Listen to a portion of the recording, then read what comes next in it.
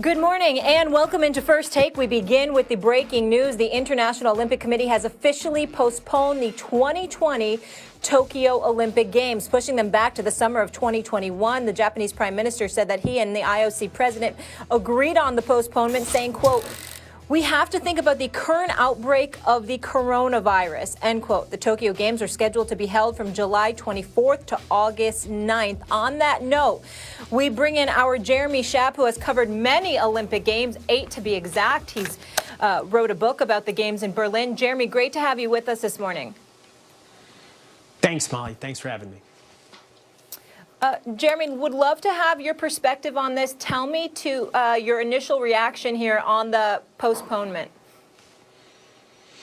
Well, it was inevitable, right? I mean, the IOC said a couple of days ago that it was going to take up to 4 weeks to announce this decision. But so much pressure was mounting in just the last 36 hours. National Olympic committees from Canada, Australia, the United States, others as well, saying even if they held the games in Tokyo this summer, they were not going to send their athletes, or they probably weren't going to send their athletes. International Track and Field Organization as well, other national governing bodies. It was becoming an untenable position.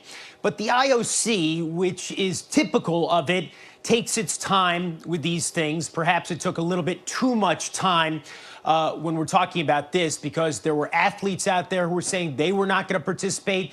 They resented being in this kind of limbo at a time when if the Olympics were going to take place, they would have to be training, perhaps in unsafe conditions in many parts of the world where social distancing is now the norm, if not the law. This was going to happen. It was inevitable there would be a postponement. The IOC just needed a push the last couple of days.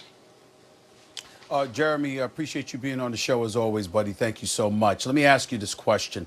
For those out there that were wondering what the hell took the IOC, the Olympics Committee, so long to make this decision, could you explain to our audience what that was? Because when you consider the fact that social distancing obviously became a priority because of the coronavirus, not only that, drug testing and how that would have been compromised and what have you, it seemed like this should have been a much easier decision that was made much earlier.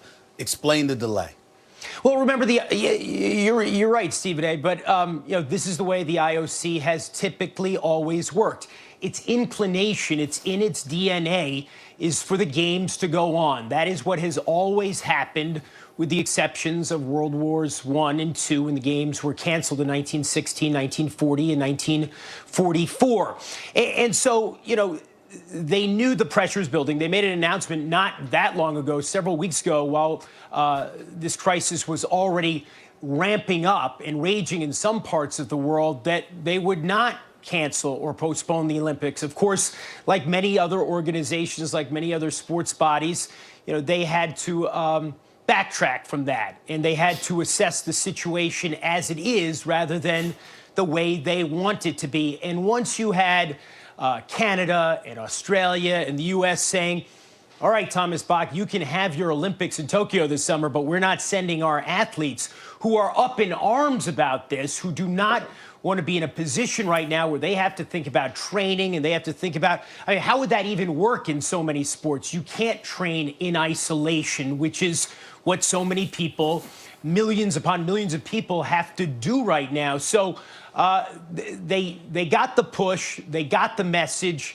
they relented. And of course, Shinzo Abe, the Prime Minister of Japan, doesn't want thousands upon thousands of people coming to Japan this summer and perhaps spreading the virus, perhaps catching it among themselves, then going home to other places and continuing to spread it. So the risks were too great, but as they often do, as they figure out the financial implications and so forth, and consult with their sponsors and with their rights-holding partners, it took some more time.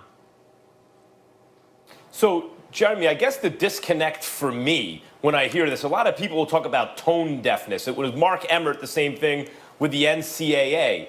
But there's a difference between tone deafness and simple, logical progression of thought. In other words, whatever your short-term financial interests are, any child who you explain this to would see that, well, as soon as it's explained in simple terms, well, then that will have to be canceled. So it occurs to me that it's simply people like Mark Emmert, the NCAA, people in the IOC. You want to wait till the last possible moment to cancel because of just the financial implications. For logistics aside, there's so much money on the line that even if you think it's unlikely, you're not going to say it's off until you absolutely have to. Then it becomes a PR nightmare, though, because it seems like everyone knew this was inevitable. Am I right about that? Is it simply a financial calculation? Hey, let's put this off until we absolutely have to? I think that's a large part of it. Obviously, you know, they were waiting, perhaps hoping against hope that there would be some kind of an indication that this was going to trend away from where it seems to be trending now. But as we've said, that became untenable. And as I mentioned, Max, you know, it's in the DNA of not just the IOC, but certainly the IOC, but many sports organizations. The instinct, the default position is we're going to go on. The games are going to go on. And it's not analogous to this situation because we're dealing with a pandemic now, something unlike we've dealt with in modern history. But remember the IOC after the slaughter in Munich in 1972, 11 members of the Israeli delegation murdered, a German policeman murdered by the Black September terrorist organization. They halted the games for a day, and then they went on because that's what the IOC says it must do. The games must go on. Again, this is a very different situation, and we're talking about people being endangered, perhaps hundreds of thousands or millions of people endangered by the games merely going on. But they did take their time, and they did receive a lot of criticism and pushback, and this is where we are. But clearly they've made the right decision, even if it was a bit late. Jeremy, thank you so much for that context and perspective this morning. We always appreciate having you. Pleasure. Thanks, Jeremy. Stephen A., I want to bring you in here, guys. I want to get your take on this. And obviously, it's a unique situation here. We're used to covering the NBA, the NFL. They get a chance every year to compete. These athletes, it's every 4 years. It can have a different type of effect. Stephen A., where are you on this late decision by the IOC? Well, I think they dragged their feet a little bit too long, but nevertheless, even though they came late to the situation, they're here. And the reality is, it was the right decision. There should not have been a delay. This decision should have been made, to be quite honest with you, at least a week ago, or at least around the time that the NBA and the NHL had suspended their play, that Major League Baseball has suspended its play. Here's the reality of the situation: you have individuals, athletes that have been training for years upon years for this moment. So what happens? You know, the Olympic Games hadn't been canceled. They're sitting up there flying in the wind. I don't think the IOC realizes that by delaying this decision, you may have jeopardized even more individuals, because you knew that those athletes, suspecting that the games may indeed continue, definitely had to be ready, which means that the level of safety in terms of social distancing that you were asking the world to practice, they were unable to do so because they had to go out there and train and to make sure that they didn't dip in terms of their preparation in any way. So you were jeopardizing those athletes by not suspending these games. You were jeopardizing them by putting them in a position where they felt compelled to continue to train and what have you. And by doing that to them, you may have endangered even more people throughout this world because of your ill-advised decision to delay making this very decision that you should have made. So it's inexcusable. It's unfortunate that they took this long, but thank God they finally reached this conclusion, because I spoke to a couple of Olympians, and they swore up and down this was the decision that they wanted. It was the right decision. It was just a bit late. The IOC gets zero credit from me for making any decision, because they didn't make a decision except for the wrong one.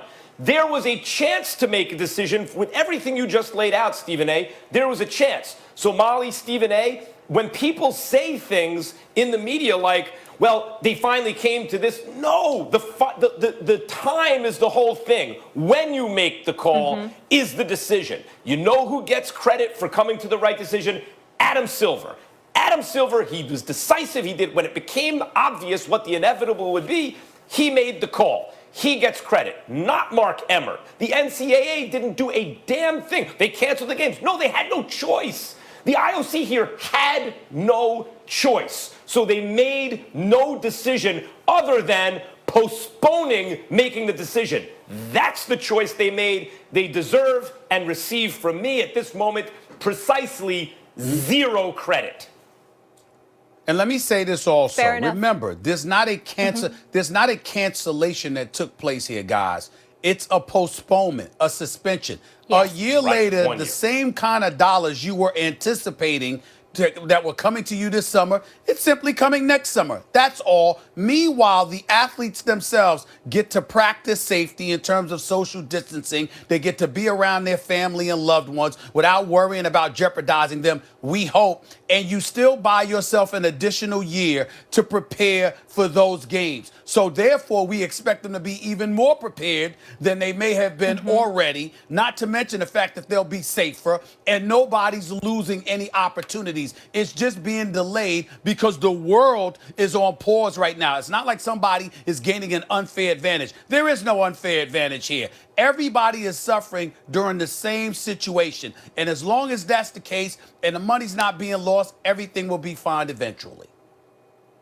No question. And Stephen A., in terms of the athlete perspective, we'll have Carly Lloyd later in the show. Lolo Jones will join us. We're also going to have Emmanuel Sanders to talk some NFL. Mel Kiper will be here. So we've got a lot coming up here on First Take. Obviously, we wanted to deal with the breaking news right out of the gate, though. When we come back, we've got some NFL